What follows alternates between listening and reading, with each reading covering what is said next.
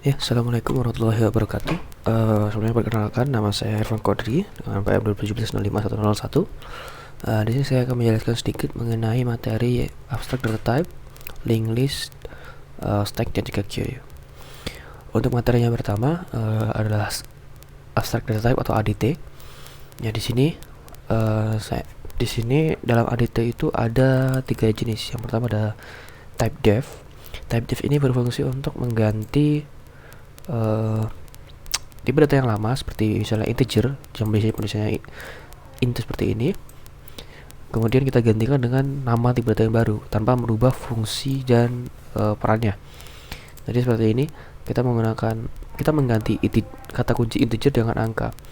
Nantinya jika kita menuliskan seperti ini, angka alas, dia tetap nilainya akan tetap berupa integer, hanya saja penulisan kata kuncinya saja yang berbeda seperti itu. Kemudian ada juga yang namanya struct.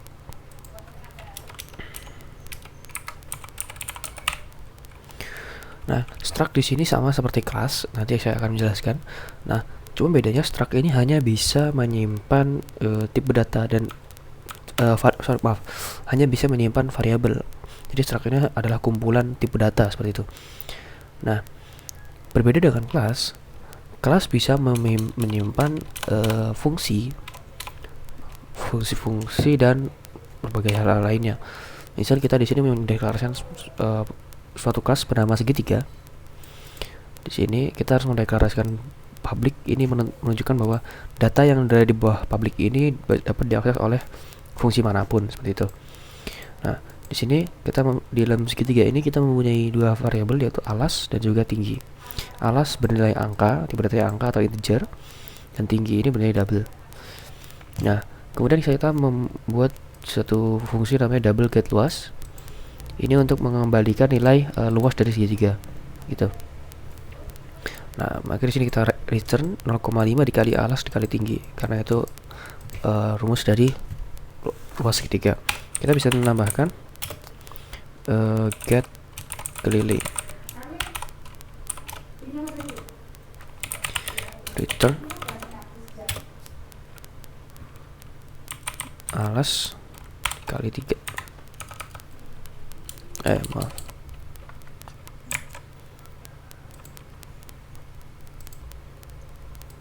Ya, jika kita beranggapan bahwa segitiga ini ada segitiga sama sisi, maka kita hanya perlu mengembalikan nilai return sisi dikali 3 seperti itu. Nah, maka di dalam main kita bisa panggil dulu variabelnya, misalnya segitiga sama sisi. Nah, ini kita cin sama sisi dot alas. Kita masukkan lagi cin sama sisi dot tinggi. Nah, kita bisa keluarkan get luas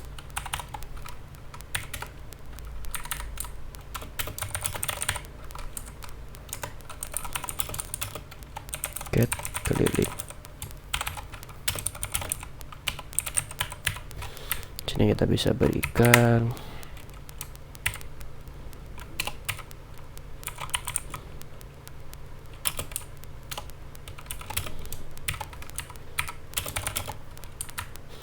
sini juga.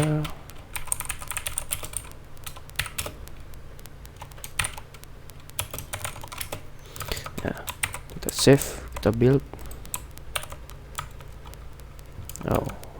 Oh ya, lupa, kita harus tambahkan sama sisi dot. Nah,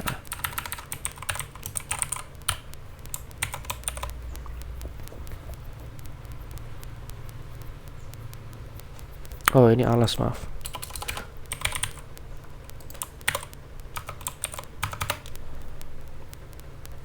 Misalnya kita masukkan alasnya 5, tingginya 3. Iya. Luasnya ada 7,5, keringnya 15. Tepat sekali. Iya, untuk berikutnya adalah kita akan membahas linked list. Linked list sebenarnya adalah secara mudahnya adalah sama seperti array, hanya saja list itu harus diakses secara berurutan, jadi harus diakses dari awal kemudian ke list berikutnya hingga akhir. Nah, bagaimana cara kita mengontrol list di akhir? List di paling akhir itu bernilai 0. Jadi seperti itu. Nah, untuk menggunakan list di sini kita menggunakan yang tadi sebenarnya. Jadi ini adalah kelas namanya node. Ini sebenarnya adalah kelas ketiga yang tadi kita buat. Saya hanya mengganti namanya di node. Di sini sama seperti tadi ada angka alas, kemudian double tinggi, kemudian nah di sini yang membedakan list dengan yang lainnya. Yang membedakan adalah adanya variable next. Ini bertipe data node. Jadi ini akan menyimpan variabel ini akan menyimpan alamat dari linked list atau node berikutnya seperti itu. Kemudian di sini kita menggunakan konstruktor. Jadi jika node kosong maka alas dan tingginya sama dengan 0. Kemudian ketika node dipanggil ada parameternya, maka dia akan bernilai alasnya bernilai x dan juga tingginya bernilai y. Get luas, kemudian ada di sini fungsi get luas. Nah, sama seperti tadi juga get keliling. Nah, di sini saya membuat satu kelas, kita membuat satu kelas namanya mylist. Di sini kemudian di public seperti biasa kita panggil satu variabel dengan tipe data node sebagai head atau sebagai pintu masuk dari linked list kita. Nah, awalnya kita deklarasikan dia sebagai null isinya. Jadi ini akan mendefinisikan bahwa sekarang listnya bernilai null atau kosong. Nah, kemudian di sini ada fungsi dengan tipe data boolean namanya isEmpty. Ini bertujuan untuk mengecek apakah linked list masih kosong tidak dengan cara mereturn apakah head sama dengan null. Kemudian di sini fungsi pertama ini adalah fungsi tambah depan. Fungsi ini bertujuan untuk menambahkan data yang kita masukkan di bagian depan. Nah, untuk kali ini list kita kali ini adalah merupakan sebuah segitiga seperti itu. Nah, di sini caranya kita membuat sebuah variabel baru namanya temp atau temporary. Kemudian variabel ini kita mengambil fungsi new ini untuk mengalokasikan memori. Jadi new mengolah memori untuk tipe data node dengan isinya adalah n, di mana n ini adalah parameter dari sini. Kemudian temporary nextnya itu yang menyimpan variabel alamat dari list berikutnya, itu kita isi 0. Ya. Ini kita akan mengecek apakah list kosong atau tidak. Jika kosong maka langsung saja kita samakan head sama dengan temp. Yang tadi head sama dengan 0 kan, nah kita pindahkan jadi head sama dengan temp. Kemudian jika tidak kosong maka temp next atau nilai dari temp itu akan temp next ini akan menyimpan alamat dari yang tadinya disimpan variabel head seperti itu. Jadi head sama dengan temp, kemudian head sama dengan temp. Jadi posisinya akan berubah seperti itu. Kemudian fungsi tambah belakang ini untuk menambahkan list dari di belakang. Ini sama seperti tadi, kita new, kita alokasikan memorinya, isi 0. Jika kosong maka langsung saja head sama dengan temp. Nah, bedanya di sini kita menggunakan satu variabel bantu namanya tail. Seperti namanya, tail ini buntut ya atau ekor. Jadi pertama sama dengan head, maka kemudian kita akan while tail tidak sama dengan 0. Jadi tail ini akan bergerak dari list pertama hingga list terakhir dan terus bergerak. Ketika sudah di akhir baru kita tambahkan yang mau ditambahkan tadi. Kenapa? Karena ini kan tadi namanya tambah belakang. Jadi kita mau menaruh datanya di belakang seperti itu. Kemudian ada void print. Ada void print di sini ya. Jadi dengan void print ini akan dengan while tail tidak sama dengan 0, dia akan bergerak dari depan ke belakang hingga akhirnya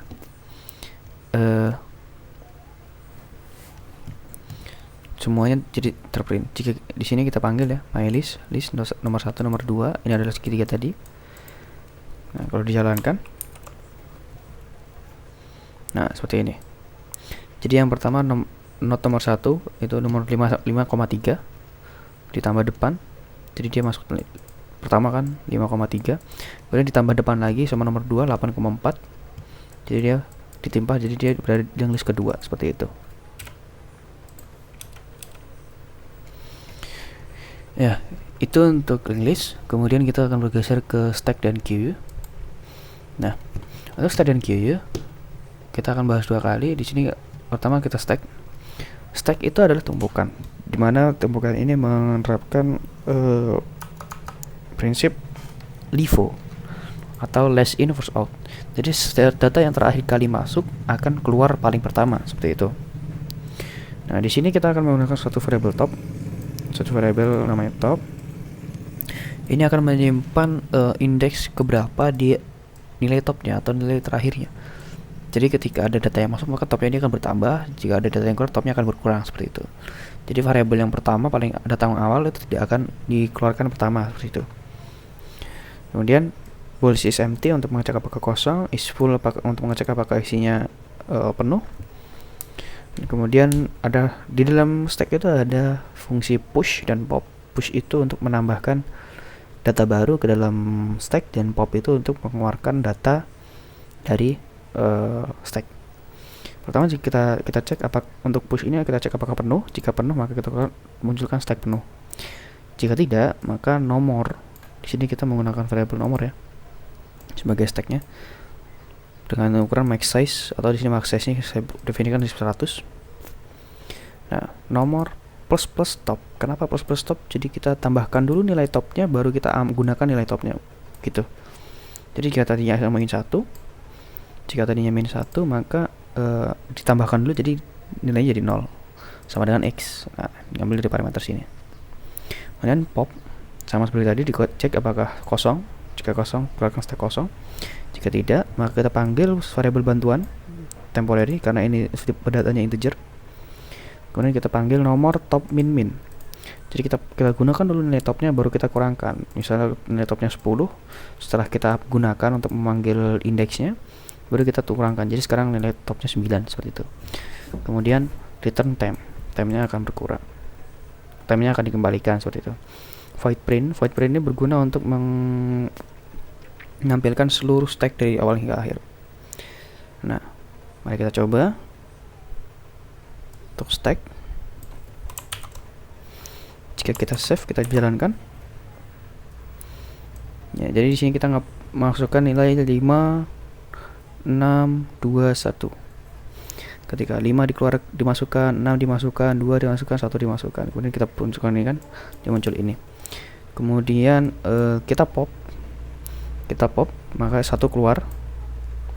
Kemudian kita print lagi, maka satunya sudah hilang. Jadi tersisa 5, 6, 2. Padahal 5 yang masuk pertama, tapi 1 yang keluar duluan. Itu karena pop itu mengambil stack itu menggunakan prinsip last in first out, seperti itu. Ya, kemudian untuk queue sama seperti tadi, saya menggunakan class. Di sini dalam queue itu ada 2 variabel, yaitu front atau depan dan topnya sebagai antrian paling belakang. Nah, dalam queue menggunakan prinsip first in first out. Jadi yang pertama masuk, maka yang pertama yang keluar atau diproses. Saya menggunakan variabel antrian dengan ukuran max size. Sama tadi menggunakan is empty dan is full. Nah, is empty-nya di sini adalah didefinisikan sebagai jika front dan top itu nilai sama, maka dia akan bernilai kosong, seperti itu. Kemudian bool is full. Full ini sama tadi, jika topnya sama dengan max size min 1, maka dia penuh. Kemudian ada void enqueue, ini untuk menambahkan data baru ke dalam antrian, parameter X. Jika kosong, maka kita akan, jika stacknya kosong, maka kita akan deklarasikan antrian plus plus top sama dengan X, front sama dengan 0. Yang sama dengan 0, karena jika dia kosong, dia akan min 1, seperti itu. Kemudian else if is full, jika antrian penuh, maka tambah kali antrian penuh. Jika tidak, maka antrian plus plus top sama dengan X. Kemudian dequeue ini berfungsi untuk mengeluarkan data dari antrian. Langsung saja, jika kosong maka keluar kosong, jika tidak maka kita menyimpan data antrian. Kemudian frontnya akan bertambah, jadi frontnya akan bergerak maju mendekati top, seperti itu.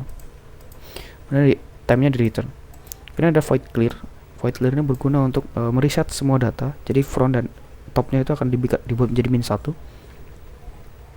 Kemudian ada void print. Ini untuk menampilkan semuanya.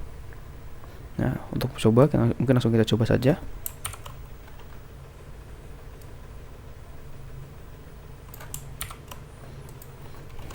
Kita build. Lihat.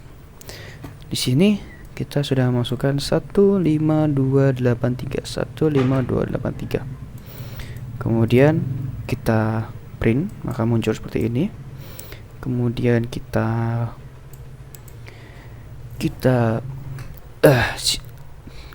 DQ, maka dia akan muncul 1 telah keluar dari antrian, ya, 1 paling depan dia telah keluar. Kemudian kita DQ lagi, 5 telah keluar dari antrian, maka kita print lagi, maka tersisa 283, ya, 15 udah keluar, 283 tersisa. Kemudian kita clear, maka antrian menjadi kosong, seperti itu. Ya, demikian penjelasan yang dapat saya sampaikan. Kurang lebih saya mohon maaf. Saya akhiri. Wassalamualaikum warahmatullahi wabarakatuh.